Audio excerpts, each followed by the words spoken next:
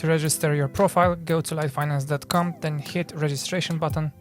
Next, you should choose the country you live in, then type your email and your password and hit register button. Then inside your profile, in order to open new trading account, go to MetaTrader tab, then hit open account tab, choose the account type, choose your leverage, and then choose the account currency, and then hit open trading account.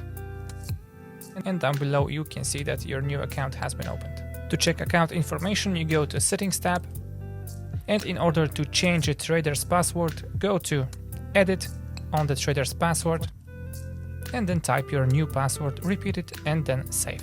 Next, in order to open a trade, you go to the upper left side, hit the trade tab, then you choose the asset. In this window on the right side, you have a section opening of a trade.